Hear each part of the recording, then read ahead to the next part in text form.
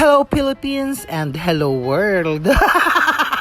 Panibagong buhay, panibagong araw na naman sa ating lahat. Uumpisahan ko ang vlog ko sa pagtakam sa inyo sa mga napakasarap na kakanin. At syempre, pagkatapos sa maghapon kong pagkatrabaho, ay pinagpunta ako sa palengke para bumili ng makakain. At hindi na nga ako nagdalawang isip sa uulamin namin ngayong hapon. Tara at samahan niyo po akong magluto ng aming hapunan. Hulaan niyo na lang po. At hengat namimili na ako. Naghahanap nga ako ng gulay na nakasupot, yung yari ng gawin. Kaya lang pabulok na yata yung tinda nila kasi ka nga daw kahapon ginawa. Abe, wag na kayo magtinda ng pabulok, masisira kayo sa mga customer nyo. Bulok na nga yan kahapon, di ba? Kaya nag-decide na akong bumili ng mga ganito kasi hudang mahirapan akong gumawa. Kaya lang syempre mapapamahal tayo. Mas mura kasi yung nakasupo. Yun kasi yung mga reject na. Nakakatamad kasi minsan maghimay-himay. At ayan nga, kinumpleto ko na lahat ng kailangan namin. At kailangan ko na rin magmadaling umuwi. At hapon na, baka mamaya ay makauwi yung anak ko, hindi pa ako nakakaluto. Magandang araw po sa ating lahat, nawa po ay tayo ligtas. Gawin natin lagi masaya ang buhay natin. At mag-enjoy sa lahat ng bagay. Napanood ko nga yung rewind, nakakaloka. Nakakaiyak. Diyos ko Lord, nag-promote pa akis. At ayan na nga't iginagaya ko na lahat ng gulay. Konti lang yung gulay na kinuha ko. Sigarilyas ba ang tawag dyan? Nakakaloka, nakalimutan ko na. Talong, ampalaya, okra. At syempre hindi mawawala ang kamote kasi yun nga yung nagpapasarap, yung nagpapatamis sa sabaw. Kaya lang napakahirap magbalat, pinagtyagaan ko na lang. At wala na akong magagawa at nabili ko na. At sobrang miss na miss ko ang kumain ng gulay. Ganyan nga yung ulam sa isang pasyente ko. Pinapakain nga nila ako. Sabi ko, yan yung lulutuin ko mamayang hapon. At sabi ko nga, iba-vlog ko para may content ako.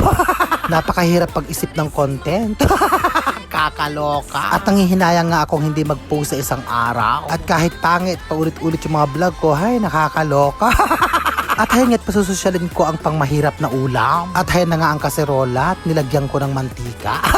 At syempre, unang ilalagay ang bawang, isusunod ang sibuyas, pagkatapos ang kamatis. Oops, walang sibuyas yan. Nakalimutan kong bumili at naubusan ako. Lagyan ng patis, pagkatapos Knorr cubes na shrimp flavor. Ilagay na ang hipon, mekos-mekos. Para maghalo-halo ang lasa. Unahang ilagay ang kamote kasi nga mas matagal maluto yan. O mekos-mekos ulit, takpan at pakuluan. At syempre kapag kumukulo na ilagay na ang gulay. Halu-haluin lang. Takpan at i-off nyo na ang kalan. Yung init na ang magluluto sa gulay. Masarap kasi ang gulay kapag hindi lusak, yung half cook lang. So ayan nga, nakaluto na ako. Grabe, ang sarap. At ayan na nga ang anak ko, abay pagod na pagod. At Jack, gutom na gutom to. Maya kakain na tayo. Hello, kain po tayo.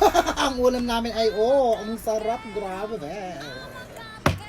Hi guys, kain po. Nagtikab na siya.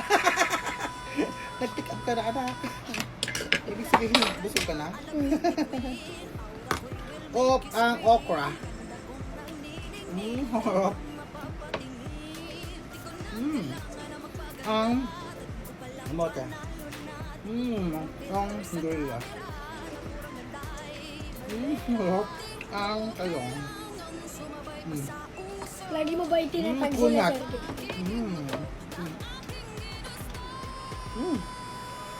Sarap. Harap. Ang talong makunat. Ito. Ang palaya. Harap. Hindi ka na luto. Anong ulam nyo dyan? Saan po tayo? Lamig ka? Sarap. Tapos ang soto.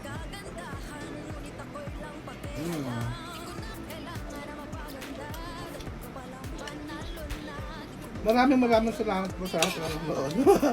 Tapos na kami. Okay, mag-iingat po tayo lahat. Kain po kayo ng maaga.